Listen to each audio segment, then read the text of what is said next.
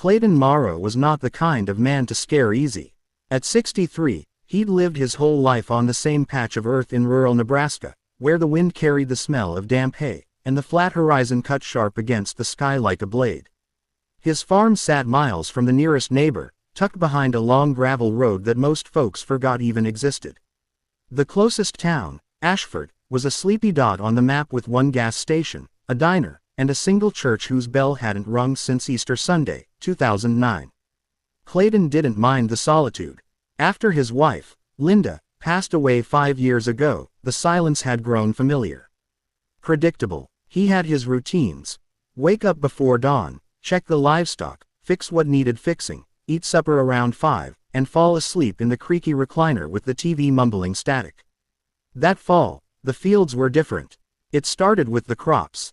Just a few patches at first. Rows of corn flattened like something heavy had passed through them.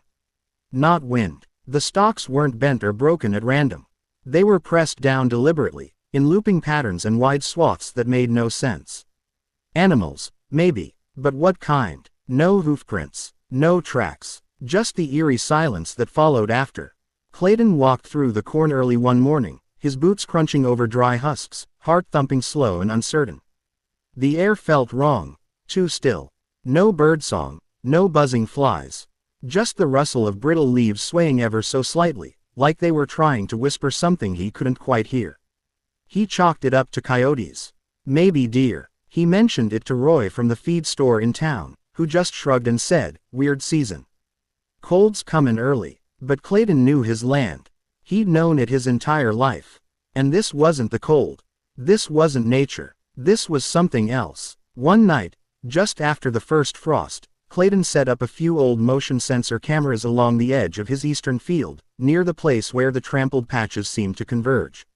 He hadn't used them in years, not since the county had a rash of tool thefts. He figured maybe it'd catch whatever was out there.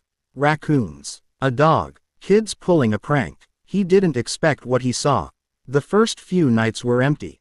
Wind pushing the cornstalks. A fox darting past. One time, just fog, thick and rolling in from nowhere, clinging low to the ground like spilled milk. Then came the fourth night. Clayton sat in his barn, laptop open on a rickety wooden table beside a thermos of reheated coffee. He clicked through the footage with mild interest until one clip froze his hand mid-sip. The timestamp read 3:12 a.m. The field was still. The corn barely moved. Then, something darted into frame. A pale figure, humanoid, naked, crawling low to the ground with unnatural speed, elbows and knees pumping in jerky, disjointed movements. It moved like it didn't know how to be human. Too fast, too fluid. It disappeared out of frame, then reappeared from a different angle seconds later. The motion light flicked on. The thing froze, mid-crawl. Clayton leaned closer to the screen. Its skin was nearly white, slick-looking, with joints that seemed reversed. The head was hairless. No visible ears. Black eyes, if they were eyes at all.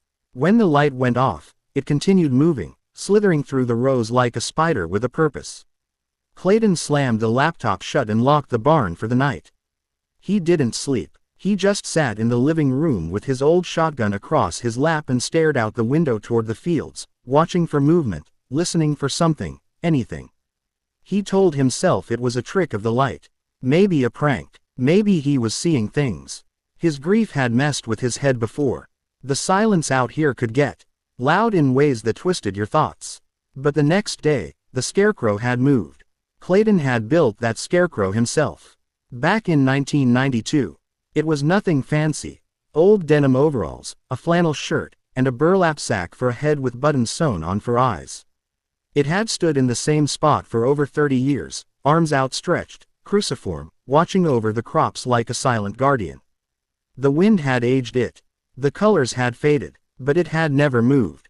Until now, he found it leaning, not fallen, not blown over by wind. Just shifted, one arm lower than the other. The whole torso turned a few degrees toward the house, like it had been studying him through the windows during the night. Clayton stood a few feet away from it, frozen. The cold morning air cut through his coat, but he didn't move. Didn't blink. His gut churned like it knew something his brain refused to accept. He approached slowly, boots crunching the brittle frost-covered grass, and reached out to straighten the scarecrow. As his hand touched its shoulder, something strange happened. The fabric felt damp. He stepped back and peeled open the front of the flannel shirt.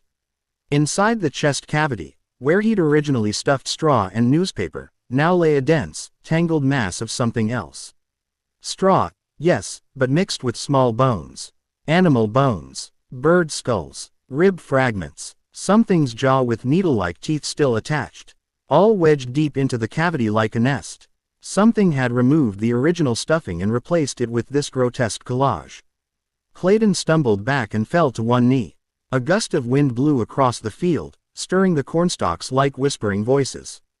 He looked up at the scarecrow, its button eyes now seeming darker, more recessed. He went straight back to the house and grabbed the camera SD cards. He loaded them into his laptop again, feeling nauseous. This time, the footage showed more. On the second clip, time-stamped again at exactly 3:12 a.m., the motion light blinked on. The camera caught that same pale figure crawling slowly toward the scarecrow, head twitching side to side, limbs jerking like it was unused to its own anatomy. Then, it stood, 7 feet tall at least. Unnaturally thin. Its knees bent backward, arms too long. Its face was nearly blank, but where the mouth should be was a small, puckered hole.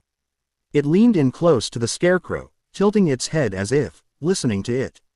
Then, in slow motion, it reached inside and began removing the stuffing.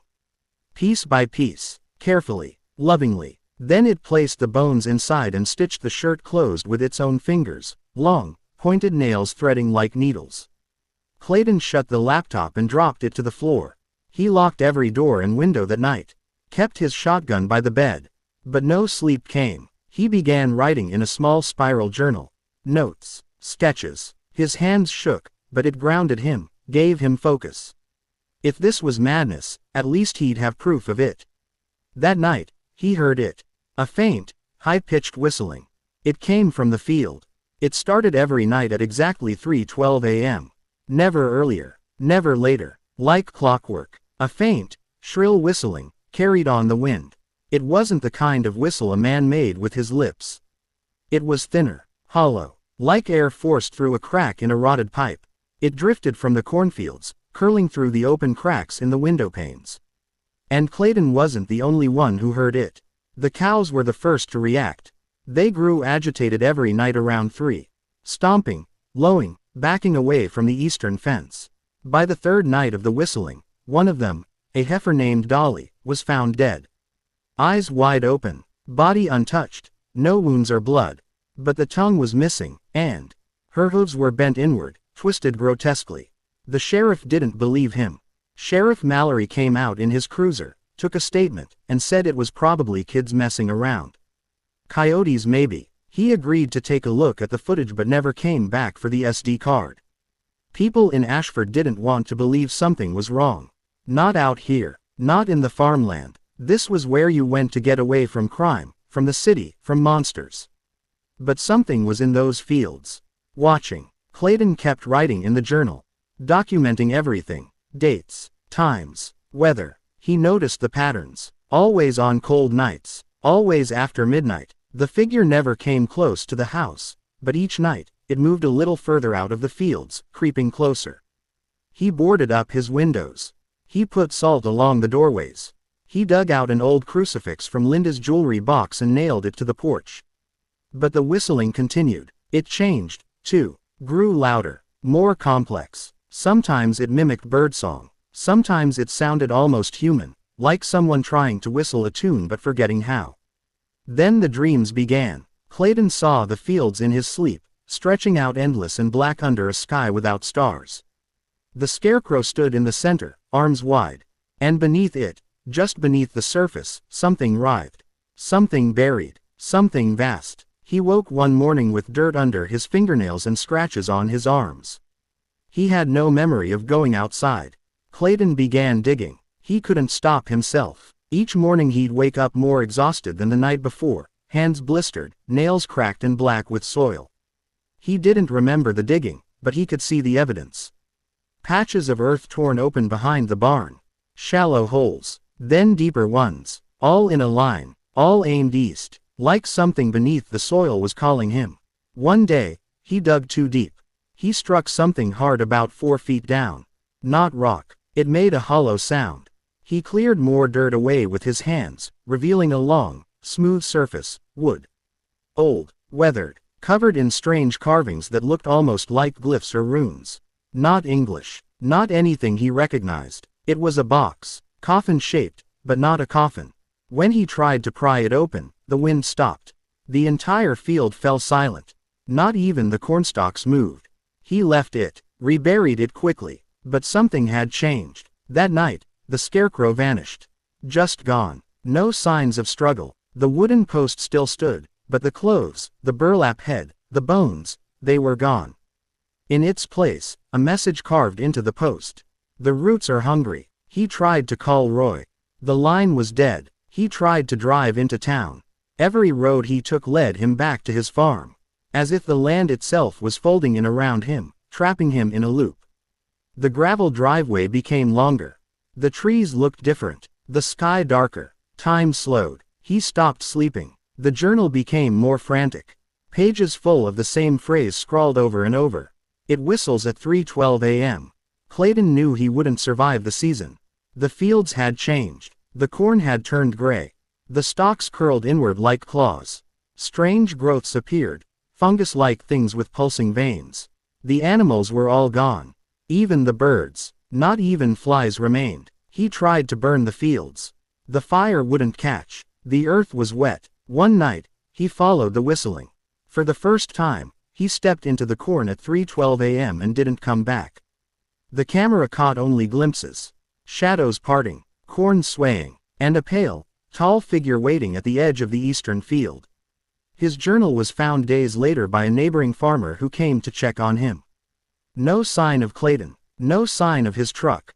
No sign of struggle. Just the journal, open on the porch. Last page written shakily, in dirt-smudged ink. There's something in the fields. It's not a man. It's not an animal. It's old. It's hungry. And it's awake. Below it, a final line scratched in deeply, tearing through the paper. It whistles at 3:12 a.m.